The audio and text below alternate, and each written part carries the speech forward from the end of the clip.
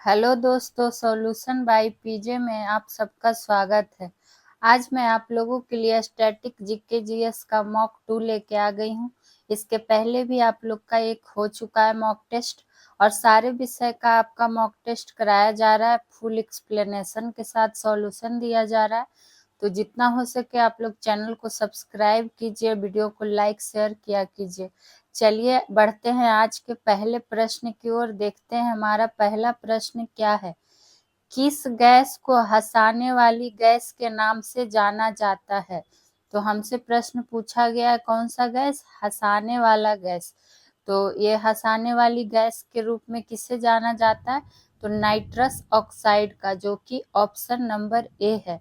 और nitrous oxide का सूत्र क्या हो जाता है? तो N2O। NO2 और N2O में कंफ्यूज नहीं होना है। तो यहाँ देखना है कि हंसाने वाली गैस आपसे पूछा जा रहा है, जिसका क्या हो जाता है? N2O, यानी कि नाइट्रस ऑक्साइड। वही बात कर ले अगर इसका उपयोग, तो इसका उपयोग निश्चेतक के रूप में भी किया जाता है। किस रूप में? तो निश्चेतक के रूप में। निश्चेतक मतलब क्या? कि बेहोश करने के रूप में भी किया जाता है। तो इस पॉइंट को ध्यान रखिएगा।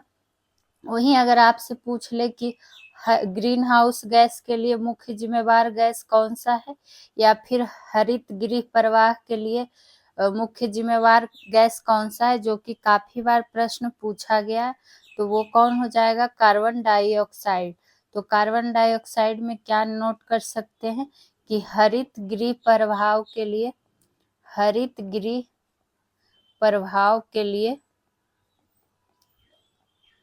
मुख्य जिम्मेदार गैस, मुख्य जिम्मेवार गैस क्या हो जाएगा? तो हो जाएगा कार्बन डाइऑक्साइड, यानी कि CO2। इसका सूत्र क्या होता है? CO2। वही बात कर ले अगर किसका? मीथेन का। तो मीथेन को पता है आपको कि मार्स गैस भी किसे कहा जाता है? पूछ लिया जाता है कि मार्स गैस किसे कहा जाता है? तो मार्स गैस किसे कहा जाता है? तो मार्स गैस मीथेन को ही कहा जाता है। वहीं और क्या पूछ लिया जाता है मार्स गैस मीथेन से? एक पॉइंट यहाँ पर और ध्यान रख सकते हैं कि बायोगैस में मीथेन कितना प्रतिशत तक रहता है? किसमें? तो बायोगैस में। तो यहाँ पर ये भी ध्यान में रख सकते हैं कि बायोगैस में जो मीथेन होता है वो कितना परसेंट तक रहता है? 75% तक रहता है। तो इस पॉइंट को ध्यान में रखिएगा। वही बात कर ले हीलियम का। ऑप्शन नंबर डी में क्या है हमारा? ऑप्शन नंबर डी में है हीलियम। तो हीलियम में क्या पॉइंट नोट कर सकते हैं कि हीलियम तो पहले जानते हैं कि अक्रिय गैस में आता है। कौन सा गैस में? अक्रिय गैस, जो वर्ग 18 का तत्व है। कौन सा वर्ग का? तो वर्ग 18 का तत्व है। हो सकता है इसका आपसे यही संख्या पूछ दिया जाए। और आपको पता है कि हीलियम का उपयोग किसमें होता है? तो गोताखोरों द्वारा किया जाता है। किसके द्वारा? तो गोताखोरों द्वारा किया जाता है इसका उपयोग। तो ये सब छोटा छोटा पॉइंट है। और मीथेन धान का खेत से, जानवर के जुगाली से, खदानों से आदि से क्या होता है? मीथेन गैस उत्पन्न होता है। चलिए, ये था हमारा पहला प्रश्न। अब बढ़ते हैं दूसरे प्रश्न की ओर। देखते हैं हमारा दूसरा प्रश्न क्या है। प्रकाश को प्रिज्म से गुजार कर स्पेक्ट्रम प्राप्त करने वाले पहले व्यक्ति कौन थे? तो जो प्रकाश को प्रिज्म से गुजार कर स्पेक्ट्रम प्राप्त करने वाले पहले व्यक्ति थे वो आइजैक न्यूटन, यानी कि ऑप्शन नंबर सी हो जाएगा इसका राइट आंसर। चूंकि आज स्टैटिक जीके जीएस का मॉक टेस्ट है, तो इसमें आपको सारे विषय का निचोड़ मिलेगा, सारे विषय के क्वेश्चन मिलेंगे। अभी आपका देखिए ये साइंस का चल रहा है। तो वही बात कर ले, उसी तरह कुछ आविष्कार करता है जो इम्पोर्टेंट है हमारे एग्जाम की दृष्टि से, तो उनका नाम भी जान लेते हैं। जैसे में कि किनका पूछ लिया जाता है। नॉर्मल चीजों को तो सबको याद रहता है, लेकिन कुछ कुछ चीजों का, जैसे कि अगर आपसे पूछ ले क्वांटम सिद्धांत। कौन सिद्धांत? तो क्वांटम सिद्धांत। तो क्वांटम सिद्धांत का प्रतिपादन करने वाले या फिर आविष्कारकर्ता कौन थे? तो मैक्स प्लांक। ये नाम याद रखिएगा, क्योंकि एग्जाम में बहुत बार पूछा हुआ प्रश्न है। वहीं आपसे पूछ दे कि परमाणु संरचना का सिद्धांत किसने दिया था? परमाणु संरचना का आविष्कार करता या फिर सिद्धांत किसने दिया था? तो किसने दिया था? नाम याद रखिएगा, नील्स बोर। कौन सा बोर? तो नील्स बोर। पॉजिट्रॉन का खोज किसने किया था? पॉजिट्रॉन का खोजकर्ता कौन थे? तब क्या हो जाएगा पॉजिट्रॉन का? एंडरसन। वही रेडियम का पूछ ले कि रेडियम के आविष्कार करता या खोजकर्ता कौन थे? तो कौन थे? क्यूरीज। तो ये सब छोटा छोटा पॉइंट है लेकिन इम्पोर्टेंट बनता है आपके लिए, तो ऐसे प्रश्नों को आपको ध्यान में रखना होगा। अब बढ़ते हैं आगे की ओर, जो कि है हमारा तीसरा नंबर। भारतीय मोर का वैज्ञानिक नाम क्या है? तो अब देखिए किसका आ गया वैज्ञानिक नाम, आपसे पूछ लिया गया है, वो भी किसका? भारतीय मोर का। तो आपको पता है कि भारत का राष्ट्रीय पक्षी कौन सा है? तो एक पॉइंट तो यही जान गए कि भारत का राष्ट्रीय पक्षी अगर हमसे पूछ दे कि कौन सा है, जो कि पॉलिटी की दृष्टि से पूछा जाता है, तो क्या हो जाएगा? मोर हो जाएगा। ठीक, वही क्या कहता है किसका? भारतीय मोर का बात आया है तो एक चीज और जानिए कि भारत का तो ये राष्ट्रीय पक्षी है ही, साथ ही साथ ये किस देश का और है? तो म्यांमार का। कहाँ का? म्यांमार का भी क्या है? राष्ट्रीय पक्षी मोर ही है। राष्ट्रीय पक्षी मोर है। देखिए ये आपका पॉलिटी में क्वेश्चन आता है, तो ऐसे प्रश्न को ध्यान में रखना है। वही बात कर ले कि भारत सरकार ने अगर पूछ दिया कि मोर को कब राष्ट्रीय पक्षी घोषित किया था, जो भारत का राष्ट्रीय पक्षी है इसको घोषित कब किया गया था भारत सरकार ने, तो इसका तिथि ही पूछ दिया जा सकता है, जो कि 26 जनवरी 1963 को। कब? तो 26 जनवरी 1963 को राष्ट्रीय पक्षी घोषित किया गया था। मोर मुख्यतः पता है कि नीला रंग का पाया जाता है। किस रंग का पाया जाता है? तो नीला रंग का, इसलिए आपको नीला रंग से ही लिख दिए हैं। वही बात कर ले, मोर दक्षिण एशिया के देशी तीतर परिवार का भी पक्षी है। लेकिन जानते हैं मोर तो नीले रंग का पाया ही जाता है, लेकिन मोर सफेद, हरा, जामुनी रंग का भी होता है, आपको उस कलर का भी दिखेगा। वही पूछा क्या गया यहाँ पर हमसे, किसका वैज्ञानिक नाम क्या होगा? तो वैज्ञानिक नाम पावो क्रिस्टस हो जाएगा मोर का। वही बॉस इंडिकस किसका वैज्ञानिक नाम है? तो बॉस इंडिकस है जो गाय का वैज्ञानिक नाम है। राना ट्रिग्रस किसका वैज्ञानिक नाम है? तो ये मेढक का नाम। वो है होमोसेपियंस किसका हो जाएगा? तो होमोसेपियंस किसका है? मानव का वैज्ञानिक नाम है। तो ये सब वैज्ञानिक नाम को ध्यान में रखना है। अब बढ़ते हैं आगे की ओर, जो कि हमारा क्या हो जाएगा? चौथा नंबर प्रश्न आज का। 16 वन कहाँ पाए जाते हैं? देख रहे हैं आपको सारे विषय का प्रश्न आ रहा है, अब ज्योग्राफी में आ गए हम लोग। तो 16 वन है जो कहाँ पाया जाता है? पश्चिमी घाट केरल में, जो कि ऑप्शन नंबर सी में है राइट आंसर। अब और क्या प्रश्न पूछ लिया जाता है? तो 16 जो है क्या है? यहाँ पे आया आपका 16, जो कि तमिल शब्द है। क्या है? तमिल शब्द किससे बना है? कोलाई से। किससे? कोलाई से। और इसका अर्थ क्या हो जाता है? अर्थ हो जाता है ठंडा स्थान। क्या होता है अर्थ? ठंडा स्थान। ठीक, वही बात कर ले 16 वन का, तो ये कहाँ पाया जाता है? तो नीलगिरी, नीलगिरी, अन्नामलाई, नीलगिरी, अन्नामलाई, और क्या कहता है? पालनी पहाड़ियों पर पाया जाता है। कौन सा? तो 16 वन पालनी पहाड़ियों पर पाया जाता है। ये एक पॉइंट इसमें नोट डाउन कर सकते हैं, पाया जाता है। वही बात कर ले इसका, अगर कुछ वृक्ष पूछ दिया जाए कि 16 वन में कौन सा मुख्य वृक्ष होता है, तो कुछ वृक्ष का भी नाम ध्यान में रख सकते हैं। तो कौन सा वृक्ष का नाम ध्यान में रख सकते हैं? तो जैसे पूछ दे सिनकोना, जो कि काफी बार एग्जाम में पूछा जाता है, सिनकोना से संबंधित प्रश्न। बैटल, मगलोनिया, ये सब क्या है? ये सब 16 वन में ही पाए जाने वाले प्रमुख वृक्ष हैं, और भी हैं लेकिन ये सब कुछ ज्यादा ही इम्पोर्टेंट है। और ऐसे नाम बहुत लोग सुनते भी नहीं है, तो ऐसे प्रश्नों को नोट डाउन जरूर करिएगा। चलिए अब बढ़ते हैं आज के 5वें प्रश्न की ओर। देखते हैं हमारा 5वां प्रश्न क्या है। और हाँ, आप लोग को पता है कि आपको रेगुलर सेशन करवाया जा रहा है, हर विषय का मॉक टेस्ट करवाया जा रहा है, वो भी एक्सप्लेनेशन के साथ आपको सॉल्यूशन दिया जाता है।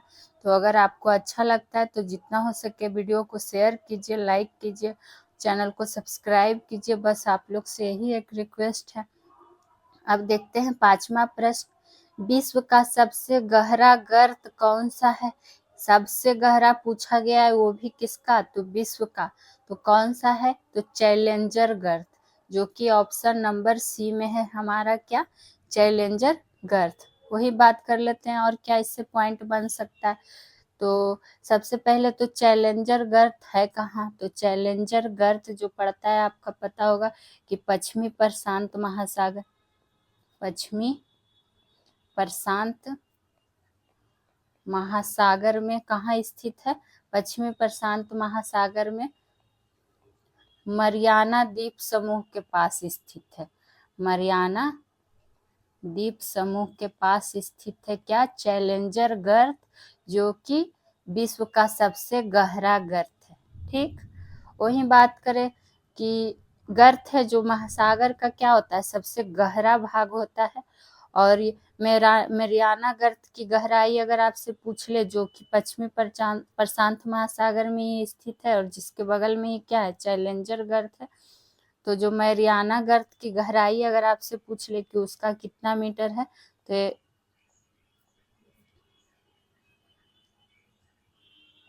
कितना मीटर है, तो ये इसको पॉइंट में क्या कर सकते हैं? नोट डाउन रख सकते हैं। वही अगर आप, ये तो विश्व का सबसे गहरा गर्त हो गया चैलेंजर, लेकिन वही आपसे अगर सेकेंड नंबर पे पूछ ले कि विश्व का दूसरा सर्वाधिक गहरा गर्त कौन सा है, तो उसका नाम भी याद रखिएगा, टोंगा गर्त। कौन सा गर्त? टोंगा गर्त। ठीक, टोंगा गर्त है, और जो कि मध्य दक्षिण प्रशांत महासागर में स्थित है। तो इसको ध्यान में आप रख सकते हैं। और एक नाम और यहाँ पर जो दिया हुआ है ऑप्शन बी में हमारा क्या? Puerto Rico. तो पोर्टो रिको जो है ये अटलांटिक महासागर का सबसे गहरा गर्त है। किसका? अटलांटिक महासागर का सबसे गहरा गर्त। सबसे गहरा गर्त क्या हो जाएगा? Puerto Rico. ठीक, चलिए अब बढ़ते हैं आज के अगले प्रश्न की ओर, जो कि हमारा नंबर आ गया है 6। रेड क्लिफ रेखा किन दो देशों के बीच का अंतरराष्ट्रीय सीमा रेखा है? तो ये मोस्ट इम्पोर्टेंट प्रश्नों में से एक है, क्योंकि ये प्रश्न काफी बार रिपीटेड है। तो जानते हैं, तो जो रेड क्लिफ रेखा है वो किन दो देशों के बीच अंतरराष्ट्रीय सीमा? तो भारत और पाकिस्तान के बीच, जो कि ऑप्शन नंबर बी हो जाएगा इसका राइट आंसर। वही भारत और बांग्लादेश की बात करें तो इसके बीच कौन सी रेखा? तो शून्य रेखा। कौन सी रेखा? तो शून्य रेखा। और आपको पता भी होगा कि बांग्लादेश से ही क्या होती है? भारत के साथ सबसे लंबी अंतरराष्ट्रीय सीमा रेखा किसकी लगती है? तो वो बांग्लादेश की। भारत के साथ सबसे लंबी सीमा रेखा किसका लगता है? तो बांग्लादेश का। और कितना किलोमीटर? तो 4096 किलोमीटर। ये भी पूछा जाता है, तो इसको भी ध्यान में रखिएगा। और आपको पता होगा कि अभी बांग्लादेश पूरे न्यूज में चर्चा में है, क्योंकि वहाँ हिंसक प्रदर्शन हो रहा है, काफी ज्यादा चर्चे में है। बांग्लादेश की स्थिति काफी बुरी चल रही है। वहाँ के पीएम ने भी क्या कहता है, शेख हसीना ने इस्तीफा भी दे दिया था। अब क्या नाम है उनका, मोहम्मद यूनुस करके कोई है, वो प्रधानमंत्री क्या कहता है, उनको बनाना जा रहा है। तो ये सब चीज वहाँ पे अभी हाईलाइटेड मुद्दा चल रहा है, जो कि आपको करेंट अफेयर में आगे चल के पढ़ने को मिलेगा ही। तो भारत के साथ सबसे लंबी सीमा रेखा किसका हो जाएगा? बांग्लादेश का। और दोनों देश के बीच का अंतर्राष्ट्रीय सीमा रेखा कौन सा है? तो शून्य रेखा। वही भारत और चीन का भी काफी बार पूछा गया है कि कौन सा अंतर्राष्ट्रीय सीमा रेखा? तो मैकमोहन रेखा। कौन सा रेखा? तो मैकमोहन रेखा। ठीक, मैकमोहन रेखा को भी ध्यान में रखिएगा, चूंकि ये बहुत बार पूछा हुआ है। और क्या, वही अगर आपसे पूछ दे कि भारत के सभी तटीय राज्यों में सबसे लंबी तटीय रेखा किसकी है, तो ये इतना नोट डाउन में हम पूरा नहीं लिख सकते हैं, आप लोग सुन के लिख लीजिएगा कि भारत के सभी तटीय राज्य में किसकी सबसे लंबी तटीय रेखा है, तो गुजरात की सबसे लंबी तटरेखा है। और हाँ, आप लोग को हम बार बार बोलते हैं कि साथ ही साथ आप लोग भी नोट डाउन करते चलिएगा, ताकि आपके पास भी अच्छे प्रश्नों का कलेक्शन तैयार हो जाए और आपको रिवीजन करने में खुद आसानी होगा अगर आपका नोट्स तैयार रहेगा तो। ठीक, वही बात कर लेते हैं क्वेश्चन नंबर 7 की। हिंदू वृद्धि दर किस वृद्धि दर से संबंधित है? ये भी काफी बार एग्जाम में हिट क्वेश्चन है, इसको स्टार मार्क कर लीजिए, इकोनॉमिक्स का क्वेश्चन। तो ये किससे संबंधित है, तो राष्ट्रीय आय से, जो कि ऑप्शन नंबर डी में है। ठीक, वहीं अगर आपसे पूछ ले कि हिंदू वृद्धि दर का सर्वप्रथम प्रयोग किसने किया था, किसका? हिंदू वृद्धि दर का सर्वप्रथम प्रयोग किसने किया था, तो सर्वप्रथम प्रयोग जो किया था किसने किया था? प्रोफेसर राजकृष्ण ने। ठीक है, नाम ध्यान रखिएगा कि प्रोफेसर राजकृष्ण ने ही क्या किया था, हिंदू वृद्धि दर का सबसे पहले प्रयोग किया था। तो ये चीज एक पॉइंट इसमें ध्यान रख सकते हैं। और तो इसमें ऐसा है नहीं, बस यही प्रश्न इतना बार रिपीट हुआ है कि मत पूछिए, सेम डायरेक्ट क्वेश्चन। बस इसमें ये नाम ध्यान रख लीजिएगा तो एक क्वेश्चन और ऐड हो जाएगा। चलिए अब बढ़ते हैं 8 नंबर प्रश्न की ओर, जो कि है सकल राष्ट्रीय आय को कुल जनसंख्या से भाग देने पर क्या प्राप्त होता है, ये आपसे पूछ लिया गया है। तो जो सकल राष्ट्रीय आय को अगर कुल जनसंख्या से भाग देंगे तो प्रति व्यक्ति आय प्राप्त होता है, जो कि ऑप्शन नंबर बी में है। यहाँ पर देखिए प्रति व्यक्ति वास्तविक आय है, तो ये इसलिए कट गया चूंकि इसमें वास्तविक लगा हुआ है। सिर्फ क्या होगा, प्रति व्यक्ति आय, जो कि क्या है इसका मतलब, इसके लिए एप्रोप्रिएट क्या कहता है, इसके लिए आप क्या कह सकते हैं, एकदम एग्जैक्ट ये आंसर सही है, प्रति व्यक्ति आय। तो राष्ट्रीय आय अगर आपसे पूछ दे कि राष्ट्रीय आय की गणना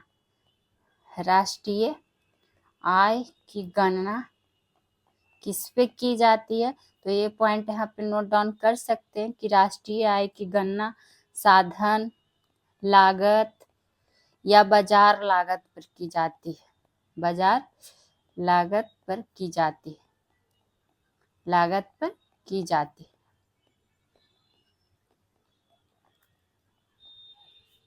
हमें यहाँ पर बोलना चाह रहे थे कि ये एकदम एप्रोप्रिएट इसका आंसर है, वही बोलने में थोड़ा सा मिस्टेक हो गया। तो ये इसका क्या है, प्रति व्यक्ति आय ही इसका आंसर हो जाएगा। वहीं अगर आपसे एक प्रश्न और क्या पूछ लिया जाता है कि भारत में राष्ट्रीय आय और प्रति व्यक्ति आय की गणना का प्रयास सबसे पहले किसने किया था, तो वो पॉइंट भी नोट डाउन करके आप लोग लिख सकते हैं। तो क्या लिख सकते हैं कि भारत में, कहाँ, तो भारत में राष्ट्रीय आय, ये काफी बार पूछा हुआ प्रश्न है, राष्ट्रीय आय की गणना का प्रयास सर्वप्रथम किसने किया था, तो दादा भाई नौरोजी ने। सर्वप्रथम प्रयास किसने किया था, तो दादा भाई नौरोजी ने किया था। इसको लिख लीजिएगा आप लोग। ठीक, चलिए अब बढ़ते हैं क्वेश्चन नंबर 9 की ओर। देखते हैं 9 में क्या है। आधुनिक दल व्यवस्था का उद्भव कहाँ से हुआ, सर्वप्रथम पूछा गया। तो ये जो आधुनिक दल व्यवस्था, इसका उद्भव इंग्लैंड से हुआ, जो कि ऑप्शन नंबर सी में है। तो कहना क्या है कि मतलब राजनीतिक दल जो कि स्वैच्छिक संगठन होता है, समान दृष्टिकोण रखता है या फिर राष्ट्र को आगे बढ़ाने के लिए राजनीतिक शक्ति प्राप्त करने की कोशिश करता है, तो वो सब किसके अंतर्गत आ जाते हैं? आधुनिक दल व्यवस्था के। और वही बात कर ले कि विश्व में कितने तरह की दल व्यवस्था है, अगर आपसे प्रश्न पूछ दे तो जो विश्व में है वो क्या है? 3 तरह की दल व्यवस्था है। 3 तरह की दल व्यवस्था है। तो इस पॉइंट को ध्यान रखिएगा कि कितने तरह की दल व्यवस्था है, तो 3 तरह की दल व्यवस्था। कौन कौन? तो एक दल व्यवस्था, 2 बल व्यवस्था और बहुदलीय व्यवस्था, यानी कि एक फिर 2 फिर बहुत। तो यही तीनों दल की व्यवस्था है। और अमेरिका और ब्रिटेन की बात कर लें, अमेरिका और क्या? ब्रिटेन। अमेरिका और ब्रिटेन में कौन सा दल का व्यवस्था है? तो यहाँ जो है वो 2 दलीय व्यवस्था है। क्या है? 2 दलीय व्यवस्था। और भारत की बात कर ले तो भारत में कौन सा व्यवस्था है? भारत या फिर फ्रांस, स्विट्जरलैंड, इटली, ये सब देशों में क्या है? बहुदलीय व्यवस्था है। बहुदलीय व्यवस्था है। और चीन का बात कर ले कि चाइना में क्या है? तो यहाँ एक दलीय व्यवस्था है। एक दलीय व्यवस्था है। ठीक, चलिए अब आते हैं प्रश्न नंबर 10। कनिष्क के समय, कनिष्क कर लीजिएगा यहाँ पर, कनिष्क के समय आयोजित चतुर्थ बौद्ध संगीति के सभापति कौन थे? तो आपको पता है कि बौद्ध धर्म का 4 संगीति हुआ था, बौद्ध संगीति, और चारों बहुत बार आपको हम बता चुके हैं कि कहाँ हुआ था, किसके शासन काल में हुआ था, सभापति कौन है। एक बार फिर से आपको क्वेश्चन आ गया है तो जान ही लेते हैं। तो आपको हम एक ट्रिक बताए थे कि अगर आपसे पूछे कि जो चारों बौद्ध संगीति हुआ था वो कहाँ कहाँ हुआ था, उसका एक ट्रिक याद रखिएगा, रा बा पाकू, रा बा पाकू, जो कि पहला कहाँ हुआ था? तो पहला रा से हो जाएगा राजगीर, दूसरा कहाँ हुआ था? तो वैशाली, बस वैशाली हो गया। तीसरा कहाँ हुआ था? तीसरा आपका पाटलिपुत्र, पाटलिपुत्र। और चौथा कहाँ हुआ था? तो कुंडलवन, कश्मीर। तो यही था रा बा पाकू। क्या था? ट्रिक बताए थे आप लोग को, किससे आप ध्यान में रख सकते हैं कि चारों बौद्ध संगीति कहाँ कहाँ हुआ था। लेकिन यहाँ हमसे पूछ लिया गया कि चौथे बौद्ध संगीति के सभापति कौन थे? तो सभापति कौन थे? तो वो थे वसुमित्र, जो कि ऑप्शन नंबर बी। और शासन काल किसका था? तो कनिष्क का। तो ये चीज तो यहाँ ध्यान रहेगा ही। वही बात कर ले सभाकामी का, तो सभाकामी जो है ये किस संगीति के सभापति थे? तो ये दूसरे वाले के थे, यानी कि द्वितीय। और इनका में शासन काल किनका था? तो कालाशोक का, कालाशोक के समय। और इसका भी आपको ट्रिक बताए थे कि जो अध्यक्ष थे या जिनका शासन काल था उसका ट्रिक क्या आप याद रख सकते हैं? तो यहाँ पर लिख देते हैं, आज कल शोक नहीं, आज कल शोक नहीं। कुछ कुछ चीजों को ट्रिकली याद रख सकते हैं। तो जो द्वितीय हुआ वो कालाशोक, और सभापति कौन? तो सभाकामी। वही वसुमित्र का जान ही गए, मोगली पुत्र 30 लगा हुआ है, यानी यहाँ क्या हुआ था? तृतीय बौद्ध संगीति। और इस टाइम किनका शासन काल था? तो किसका था? अशोक का। और ये कहाँ हुआ था? तो पाटलिपुत्रा में।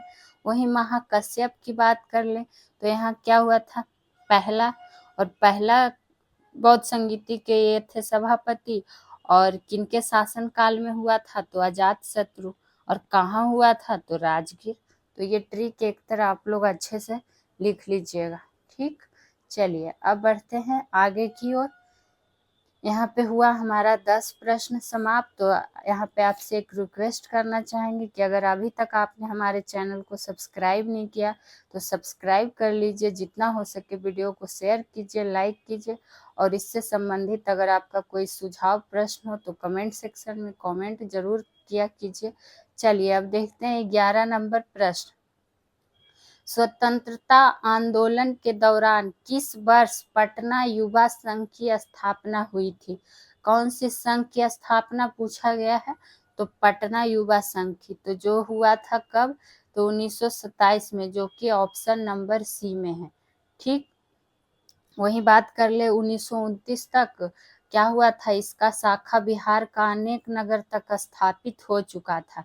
लेकिन जो 1927 में हुआ था, ये किसके नेतृत्व में हुआ था, या फिर इसका स्थापना कौन किए थे, तो कौन हो जाएगा, नाम ध्यान रखिएगा, मनींद्र नारायण राय थे, जिन्होंने क्या किया था, पटना युवा संघ की स्थापना की थी, और इसका नेतृत्व करता भी यही थे। कब, 1927 में। ठीक, वही देखिए, अगर यहाँ पटना था, पटना युवा संघ की स्थापना, तब तो 1927 जान गए। लेकिन वही आपसे अगर पूछ दे कि बिहार, देखिए कंफ्यूज नहीं होना है, इसीलिए एक तरह ये पॉइंट आपको करा दिया। बिहार युवा संघ की स्थापना कब हुई थी, बिहार युवा संघ की स्थापना कब हुई थी, तब कब हुई थी, तो 1928 में। तो ये पॉइंट को आपको ध्यान में रखना है। और भारत छोड़ो आंदोलन में भी बिहारी युवकों का क्या था, भूमिका काफी अहम रहा था। हाँ, अगर यहाँ पे जान गए कि पटना युवा संघ के स्थापना समय नेतृत्वकर्ता कौन थे या संस्थापक कौन थे, उसी तरह बिहार युवा संघ की स्थापना का नेतृत्वकर्ता कौन थे, तो प्रोफेसर ज्ञान साहा, जो कि काफी बार नाम पूछा जा चुका है एग्जाम में। तो प्रोफेसर ज्ञान साहा थे, जिन्होंने बिहार युवा संघ का क्या क्या था, स्थापना किया था। वहीं आपको पता होगा कि प्रथम छात्र सम्मेलन किसने किया था, किसकी अध्यक्षता में, तो डॉक्टर राजेंद्र प्रसाद जी ने।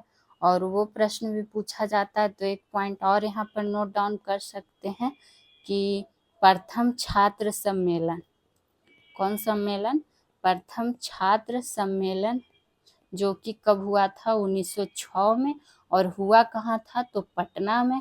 और किनकी अध्यक्षता में हुआ था, तो अध्यक्षता किसने की थी, तो डॉक्टर राजेंद्र प्रसाद जी ने, डॉक्टर राजेंद्र प्रसाद ने।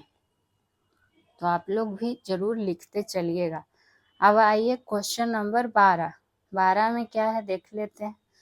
12 प्रश्न में है हमारा बांदीपुर, कौन सा पुर, बांदीपुर वन्य जीव अभयारण्य किस राज्य में स्थित है, यही आपसे इसका लोकेशन पूछ लिया गया। तो ये आपका कहाँ है, कर्नाटक में, जो कि ऑप्शन नंबर सी है। ठीक, वही बात कर ले कि बांदीपुर वन्य जीव अभयारण्य में टाइगर पूछ लिया जाएगा कि टाइगर रिजर्व की स्थापना कब हुई थी, बांदीपुर वन्य जीव अभयारण्य में टाइगर रिजर्व की स्थापना कब हुई थी। काफी बार इसका ईस्वी पूछा गया है।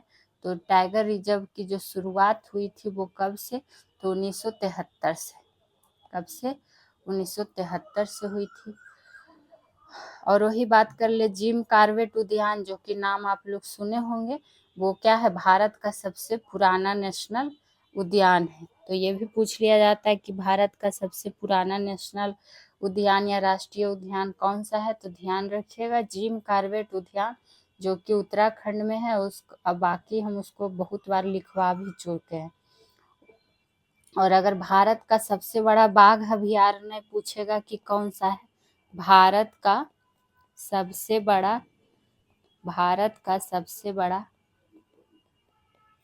बाघ अभयारण्य कहाँ है, तो ये आपका कहाँ है, आंध्र प्रदेश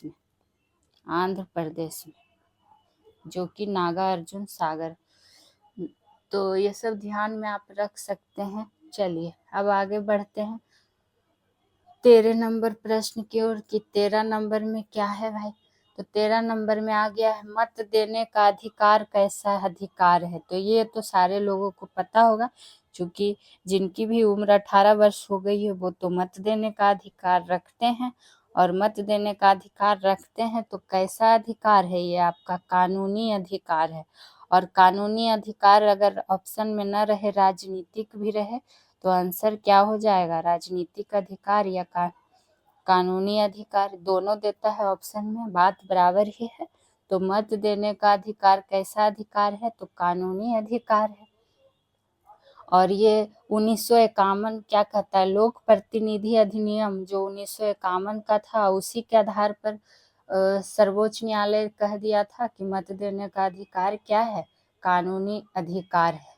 तो ये किस कैसे पूछ सकता है, किस प्रतिनिधि अधिनियम के द्वारा, तो लोक प्रतिनिधि अधिनियम 1951 के आधार पर किसने कहा था, सुप्रीम कोर्ट ने कह दिया था। वही अनुच्छेद 326 ध्यान रखिएगा कि अनुच्छेद 326 के आधार पर, अनुच्छेद 326 के आधार पर मत देने का अधिकार, मत देने का अधिकार क्या है, वयस्क मताधिकार पे आधारित है। किस पे, वयस्क मताधिकार के आधार पर निर्धारित है। इस तरह से पॉइंट नोट डाउन करके लिख सकते हैं, आधार पर निर्धारित है। चलिए अब बढ़ते हैं आगे की ओर। अब आ जाते हैं प्रश्न नंबर 14 पे।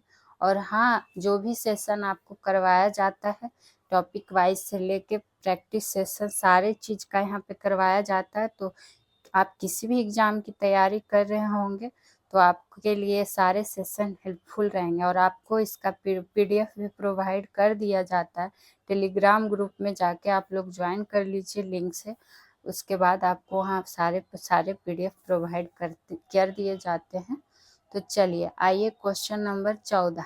राजनीति कभी धर्म से अलग नहीं हो सकती, यह किसने कहा था। कथन वाले क्वेश्चन काफी इम्पोर्टेंट हो जाते हैं। तो ये जो कहा था महात्मा गांधी जी ने कहा था, तो ऑप्शन नंबर सी हो जाएगा राइट आंसर। ये सेंटेंस से क्या पता चलता है गांधी जी का, कि राजनीति कभी धर्म से अलग नहीं हो सकती। यानी कि कहना इनका यही था कि धर्म का तात्पर्य क्या था, कि नैतिक मूल्य से होना चाहिए जो कि सभी धर्म से जुड़ा हो। तो इसीलिए ऐसा इन्होंने क्या दिया था, स्टेटमेंट दिया था। वही बात कर ले, करो या मरो का नारा भी किसने दिया था, करो या मरो का नारा भी किसने दिया था, तो महात्मा गांधी जी ने ही दिया था। लेकिन वही भारत छोड़ो अगर पूछ लिया जाता है, एक पॉइंट और यहाँ पे नोट डाउन कर सकते हैं जो कि एग्जाम में बहुत बार पूछा गया है, कि भारत छोड़ो का नारा, भारत छोड़ो का नारा किसने दिया था, या नारा का निर्माण किसने किया था, तो यूसुफ मेहर अली ने। किसने, यूसुफ मेहर अली ने।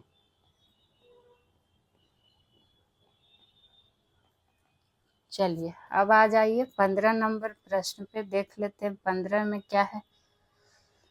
किसे पेरिस ओलंपिक 2024 के समापन समारोह के लिए भारत का ध्वजवाहक चुना गया है।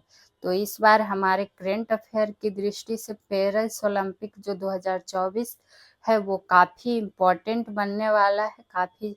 और ख़ास करके जो हमारा पेरिस ओलंपिक है इस बार भारतीयों के लिए तो विवादास्पद काफ़ी रह चुका है 2-3 चीज़ों को लेकर।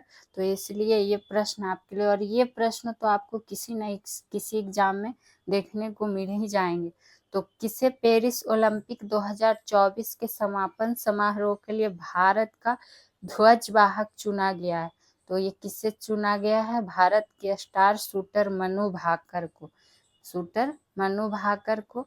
और इन्हीं को क्या कर दिया है, भारत का ध्वजवाहक चुना गया है। और ये कितने साल की हैं मनु भाकर जी, तो इनकी एज है 22 वर्ष। और इन्होंने क्या किया, ओलंपिक खेल का एक ही संस्करण में, कितना संस्करण में, एक ही संस्करण में मनु भाकर जी ने 2 ओलंपिक पदक जीतकर इतिहास रच दिया है। 2 ओलंपिक पदक इन्होंने क्या किया, जीत लिया है। क्या कहता है, ये शूटर मनु है। और इन्होंने महिलाओं की 10 मीटर एयर पिस्टल स्पर्धा में कौन सा पदक जीत लिया, कांस्य पदक जीता। और फिर दूसरा जो 10 मीटर एयर पिस्टल उसमें भी टीम स्पर्धा जिसमें सरबजोत सिंह के साथ मिलकर इन्होंने एक और का कांस्य पदक जीता। तो जो दोनों पदक है वो कौन सा पदक है, तो कांस्य पदक। तो इस इस क्वेश्चन को जरूर से जरूर ध्यान में रखिएगा। अब आ जाइए प्रश्न नंबर 16। हाल ही में यूपीएससी की नई चेयरमैन किन्हें नियुक्त किया गया?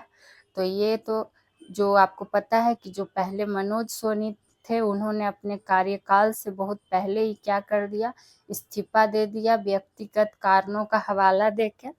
तो उसके बाद जो यूपीएससी की नई चेयरमैन नियुक्त हुई है वो कौन है? प्रीति सूदन, जो कि ऑप्शन नंबर बी है। तो इसमें बस इतना ध्यान रखिए कि यूपीएससी की नई चेयरमैन अब कौन बन गई हैं? तो प्रीति सूदन जी।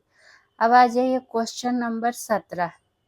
ये क्वेश्चन को एकदम स्टार मार्क्स कर लीजिए, क्योंकि ये इतना सारा एग्जाम में पूछा हुआ है प्रश्न कि मत पूछिए कि कितना इम्पोर्टेंट बनता है हमारे लिए।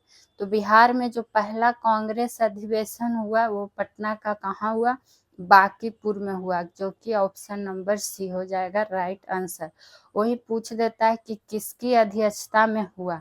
ये भी पूछा गया है कि बांकीपुर पटना में तो हुआ, लेकिन किसकी अध्यक्षता में हुआ? तो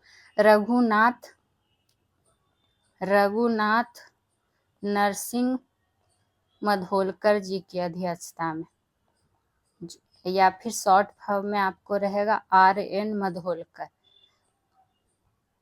इन्हीं की अध्यक्षता में क्या हुआ था? बिहार में पहला कांग्रेस अधिवेशन हुआ था। ठीक। और बांकीपुर कांग्रेस अधिवेशन की बात कर ले तो महासचिव कौन थे? तो सच्चिदानंद सिन्हा जी। महासचिव अगर पूछ दे तो महासचिव कौन थे? तो सच्चिदानंद सिन्हा। ठीक। तो ये सब छोटा छोटा पॉइंट है, इसको आप लोग क्या करिएगा, ध्यान में रख सकते हैं। और अब बढ़ जाइए अगले प्रश्न की है, जो कि 18 नंबर प्रश्न है। और ये अनुच्छेद भी आपसे मोस्ट इम्पॉर्टेंट प्रश्नों में से एक है, क्योंकि यही अनुच्छेद इतना बार पूछा गया है, तो इसको तो स्टार मार्क कर ही लीजिए। जैसे कि समान नागरिक संहिता का उल्लेख किस अनुच्छेद में है? तो ये किस अनुच्छेद में है? तो अनुच्छेद 44, जो कि ऑप्शन नंबर बी है। तो समान नागरिक संहिता है जो गोवा को छोड़कर भारत का किसी भी राज्य में लागू नहीं है।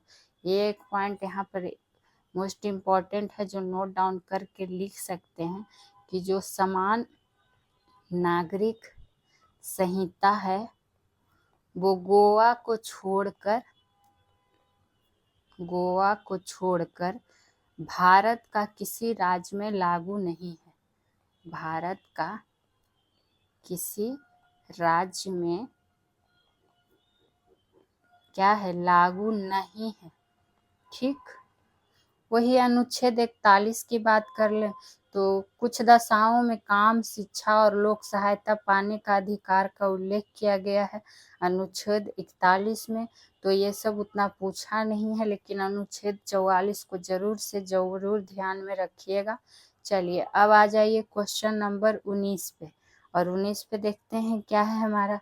बिहार के राज्य गीत के रचयिता कौन है? देखिए, अब बिहार राज्य का राज्य गीत, तो आपको पहले पता होना चाहिए कि राज्य गीत है क्या हमारा बिहार का। तो बिहार का जो राज्य गीत है उसका नाम क्या है? कंठहर। मेरे भारत के कंठहर। मेरे भारत के कंठहर। कंठ से ही ना गीत गाया जाता है, तो मेरे भारत के कंठार है जी, कंठहर नहीं, कंठार है। और ये क्या है? बिहार का हमारा राजगीत है। हमारे बिहार का राजगीत क्या है? मेरे भारत के कंठार। और ये गीत जो रचयिता हैं इसके कौन है? तो सत्यनारायण, जो कि ऑप्शन नंबर बी में दिया हुआ है। और लिखा गया है इन्हीं के द्वारा। किनके द्वारा? तो सत्यनारायण द्वारा।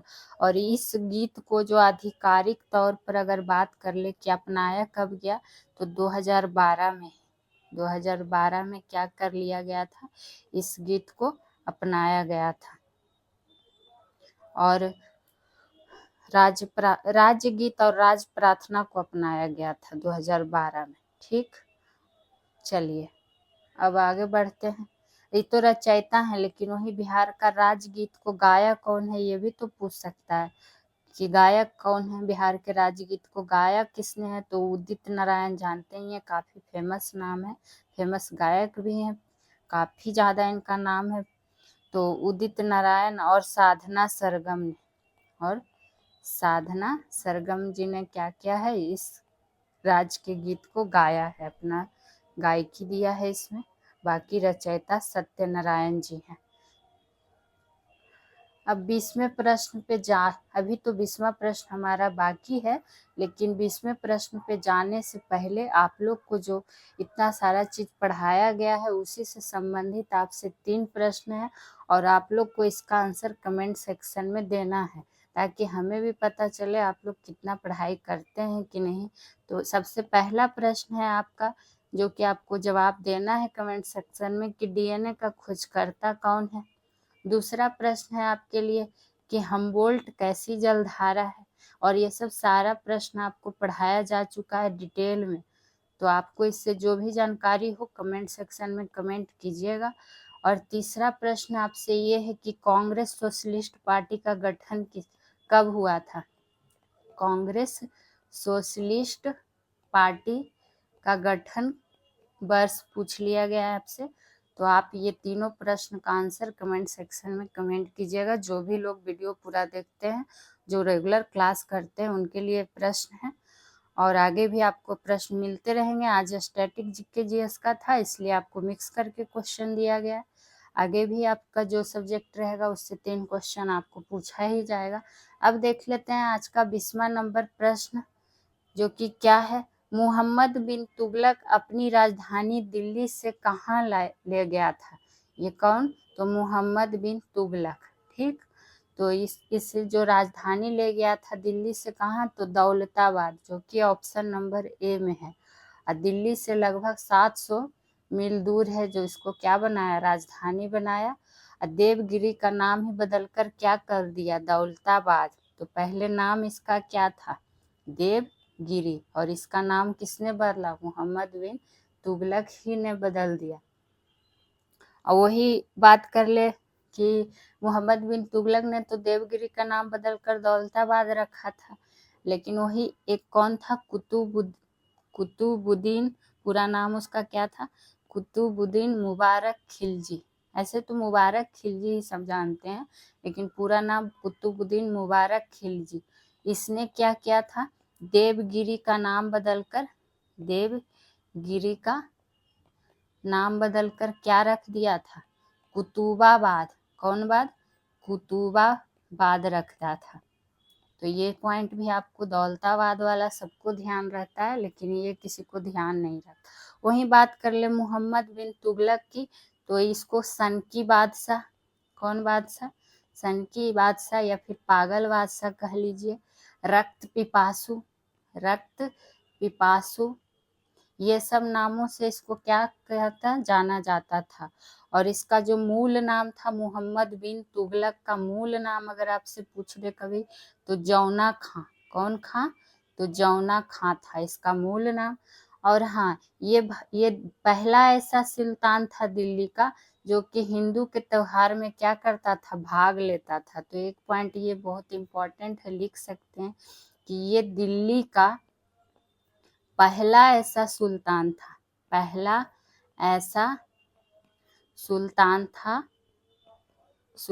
था जो कि हिंदू के त्योहार में भाग लेता था, जो हिंदुओं के त्योहार में भाग लेता था। और ये सबसे ज्यादा पढ़ा लिखा सुल्तान भी था, लेकिन इसको पागल बादशाह कहा जाता था। त्योहार में होली में भी भाग क्या करता था, लेता था, हिंदू का त्योहार। तो ये सब पॉइंट थे, और आज के लिए ये सेशन में इतना ही। फिर मिलेंगे किसी और सब्जेक्ट का प्रैक्टिस सेशन लेकर। तो आप लोग जितना हो सके वीडियो को शेयर कीजिए, लाइक कीजिए, सब्सक्राइब कीजिए, कमेंट कीजिए। चलिए फिर मिलते हैं, तब तक खुश रहिए, मस्त रहिए, स्वस्थ रहिए। Thank you.